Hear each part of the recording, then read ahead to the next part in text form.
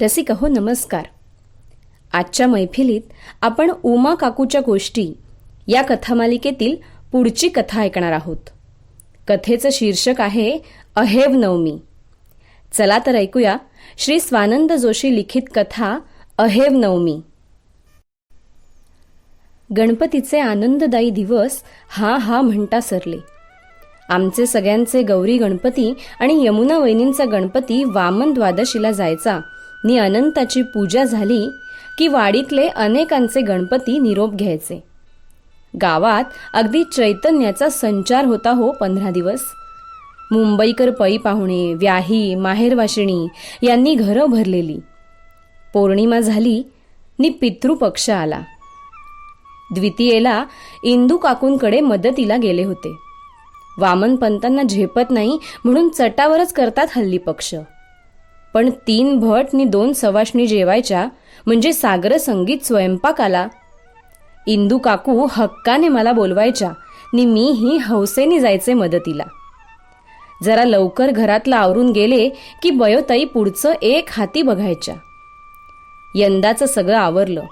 इंदू काकूंनी प्रसादाची खीरपुरी दिली नि मी घराकडे यायला निघाले. सरता पाऊस खेळ करत होता. दिवसभर कडकडीत ऊन नि रात्री कडकडाटासह जोरदार बरसायचा. बकुळीच्या पारापर्यंत आले नि जरा झेप गेल्यासारखं वाटलं. पित्त उसळलं असेल नाहीतर सूर्यनारायण कोपल्यामुळे भोवळ आली असेल असं वाटून आधी घर गाठलं. सगळं आवरून झाकपाक झाली होती. माझघरात डोकं टेकलं. थोड्या वेळाने बयोताई आल्या. गो उमे, दमलीशी आज? उन्ह गेली हो तुळशीच्या पुढे. उठतेस ना? चहा पाणी उरकलं मी. काही बोलायचे त्राण नव्हते. अचानक शक्तिपात व्हावा तसं होतं काहीतरी. पण बयोताईंनी जागं केलं, पाणी दिलं. तापाने फणफणले होते. बऱ्याच दिवसांनी आजारपणाने तळ ठोकला म्हणायचा. श्रावणापासूनच्या दगदगीचा भागवटा असा अचानक आलासा वाटला. 3 दिवस झोपूनच्या झोपून काढले. ताप कमी आला होता पण पित्त आणि अशक्तपणा पाठ सोडत नव्हते. एकदा सिंधू माझ्या उशाशी बसलेली नि दुपारचं आवरून बयोताई चाटण घेऊन आल्या.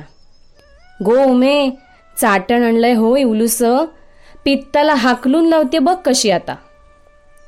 बयोताई, मेल्याहून मेल्यासारखं होतंय.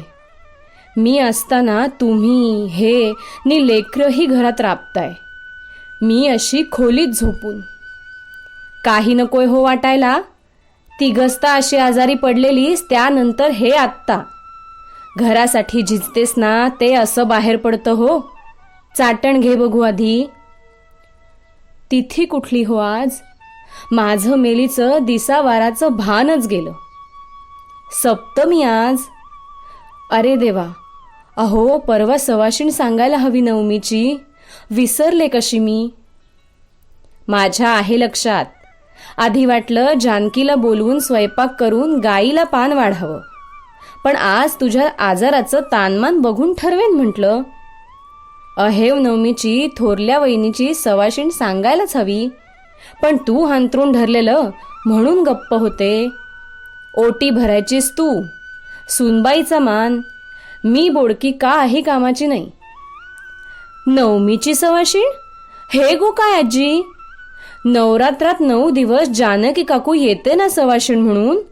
मग आता नवमी कसली? सिंधू, अगो पितृपक्ष सुरू आहे आत्ता. आपली काही माणसं देवाला आवडतात म्हणून तो त्यांना घेऊन जातो. पण आपण आठवणी काढतोच ना त्यांच्या. तुम्हा मुलांच्या जन्माआधीच तुझी माई आजी नि मग तात्या दोघंही देवाला प्रिय झाली. पण तुझी आई अजून नाव काढतेच ना त्यांचं. गेलेलं माणूस परत नाही दिसायचं. पण हे 15 दिवस ठेवलेत जुन्या लोकांनी. आपल्या माणसांची आठवण काढून त्यांना जेवायला बोलवतात हो. आणि नवमीचं म्हणत असशील तर ते तुला नाही कळायचं आत्ता. मोठी झालीस की सांगेन. हे गो काय आजी, 10वं वर्ष लागलं मला. तूच तर म्हणालीस ना आता 2 आकडी वयाची झालीस. झाले आता मोठी, सांग काय ते. बरं हो, तू का गप्प बसायचेस. अगो, ज्या बायका अहेवपणी म्हणजे सधवा असताना कपाळीचं कुंकू, हातात चुडा, पायात जोडवी नि सौभाग्य लेणं लेऊन देवाघरी जातात, त्यांची आठवण म्हणून पितृपक्षात सवाशीण बोलवतात जेवायास. तिची ओटी भरतात, फूल गजरा देतात नि दक्षिणा देऊन नमस्कार करतात. कळलंय मला. परवा कोणशी एक जेवायला यायची आहे नि आई आजारी म्हणून तुम्ही काय करावं ते बोलताय. मी सगळं करेन. बाबा तर म्हणतात आमची सिंधू करते तशी शिकरण कुणालाच जमायची नाही. बाकी बयो आजी दाखवेल, तू ओटी भर, झालं. बघ हो मे, ज्याच्या पोटी पोर त्याचं भाग्य थोर अशी म्हणच आहे मुळी. सगळं काही होईल हो नवमीचं. पण परंतु बघू नका नि लगोलग कामास लागा, दुसरी म्हण. बयोताईनी सिंधूने मनावरच घेतलं. पितृपक्षात नदी पलीकडच्या किरवंतांच्या सुना येतात सवाशीण म्हणून. त्यांची तशी गरिबीच म्हणून त्यांना साडी चोळी, 4 पैसे मिळावे नि गजऱ्याची हौस व्हावी, विरंगुळा मिळावा म्हणून त्यांनाच बोलवायचो आम्ही.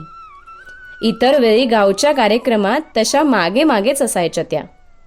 यंदा माझ्याऐवजी हे बोलावण्यास गेले.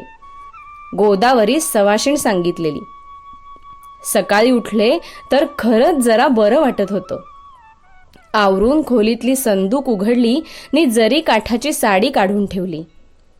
ताक पाण्याचं आवरून होतंय तो भीमी केळीची पानं घेऊन आली. त्यांची निर्गत लावली. स्वयंपाकघरात आज मला प्रवेशच नव्हता. लेकीच्या हातचं तयार होत होतं. जानकीने मदन बाणाचे कळे पाठवले. त्याची वेणी विणली. सगळी तयारी झाली. उन्ह दोणीवरनं पुढे सरकली नि गोदावरी आली. दोणीशी पाय धुवून मग माझघरात बसली. विनायक शाळेतून रजा काढून नमस्काराला आलेला. सिंधूने गोड बोलून सुट्टी मिळवलेली होतीच. गोदावरीशी 4 गोष्टी मारून पानं घेतलेली.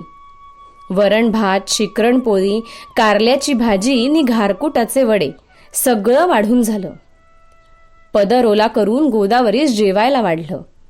विनायकाने भोजन दक्षिणा दिलं. जेवणं उरकल्यावर यांनी केलेला विडा दिला. देवघरात बोलवून ओटी भरली. साडी नि मदन बाणाची वेणी दिली. गोदा निरोप घेऊन माघारी फिरली.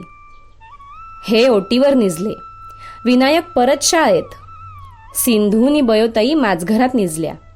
मी पण तिथेच डोकं टेकलं. दुपारचा चहा टाकावा म्हणून उठले. बयो आजी, आवडली असेल का तिला शिकरण. सिंधू: होय तर, शेवटी घासभर वाटीत काढून ठेवलं म्हणजे सगळं चांगलं झालं हो. तुला आशीर्वाद ते. लेकीचं कौतुक वाटत होतं. आपण पेरतो तसं उगवतं हे मनोमन पटलं. वास्तविक माझ्या आजारपणामुळे गाईला पान वाढूनही भागलं असतं, पण नाही. एक सवाशीण आपल्याकडे जेवायला येणं, तिला भेट देणं, यात जे समाधान आहे ते कदाचित मिळालं नसतं. आजारपण सरलं. कदाचित माझी परीक्षा घेत होता देव. पण लेकीमुळे नि माईंच्या आशीर्वादामुळे उत्तीर्ण झाले. बोलता बोलता दोघींचा डोळा लागला. मी भरल्या डोळ्यांनी सिंधूच्या डोक्यावरून हात फिरवला नि मनोमन माईंना नमस्कार केला.